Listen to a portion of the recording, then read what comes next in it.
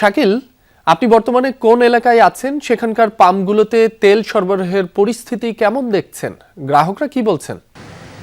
রাজধানীর কেন্দ্রে যে একটি পাম্প রয়েছে মেঘনা পেট্রোলিয়ামের এই মডেল একটি পাম্প, এবং এখানে কিন্তু এই তেল সংকটের গত কয়েকদিনের মধ্যেও প্রতিদিন সকাল থেকেই এই পাম্পটিতে তেল দেওয়া হয়, এবং স্বাভাবিক কারণে যেহেতু রাজধানীর অন্যান্য পাম্প বন্ধ থাকে, সব গ্রাহকরা আসলে এই পাম্পের সামনেই ভিড় করেন।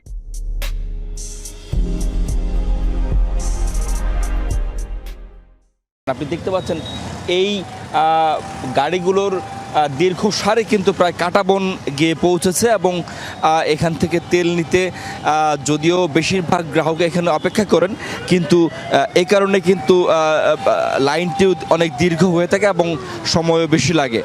আমি এর আগে দেখিয়েছিলাম যে হচ্ছে রাজধানীর আশেপাশের আরও যে পাম্পগুলো রয়েছে, নিউ মার্কেট, মগবাজার, কাটাবন এবং আজিমপুর সহ অন্যান্য যে পাম্পগুলো, সাত রাস্তা মোড়, অন্যান্য যে পাম্পগুলো রয়েছে, সেই সবগুলো পাম্পে কিন্তু এই সময়টিতে বন্ধ থাকছে, এবং তারা বলছে যে তারা ডিপো থেকে তেল এখনও পাম্পে আসেনি, যে কারণে তারা গ্রাহকদের তেল দিতে পারছেন না। কিন্তু এই পাম্পটি যেহেতু মেঘনার একটি মডেল পাম্প, এই কারণে হচ্ছে এই পাম্পে পর্যাপ্ত পরিমাণে তেল সরবরাহ রয়েছে ডিপো থেকে, যে কারণে তারা এই পাম্পটি থেকে গ্রাহকদের তেল দিতে পারছেন। যদিও সেটি রেশনিং করা হচ্ছে মোটরসাইকেলের ক্ষেত্রে 5 লিটার এবং ব্যক্তিগত গাড়ির ক্ষেত্রে 10 লিটার।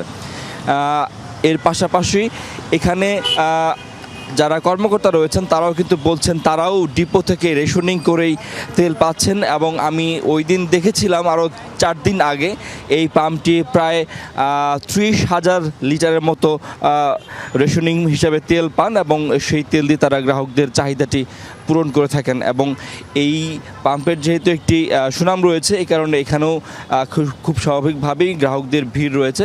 তবে অন্যান্য পাম্পের ক্ষেত্রে দেখা যাচ্ছে যে সরকার যদিও বলছে যে তেলের কোনো ঘাটতি নেই, কিন্তু এই সংকটকে পুঁজি করে কিন্তু কিছু অসাধু ব্যবসায়ী তারা কিন্তু তেল মজুত করছেন। সরকারের পক্ষ থেকে যে অভিযানগুলো চালানো হয়েছে গত কয়েকদিনে, সেই অভিযানে বেশ কয়েকটি জায়গার রাজধানী সহ এবং ঢাকার বাইরে সারা দেশের বিভিন্ন স্থানে কিন্তু এই অভিযানে মজুত করা তেল উদ্ধার করা হয়েছে, এবং সেই তেলগুলো পরে জব্দ করে বিক্রি করা হয়েছে আমরা দেখতে পেয়েছি।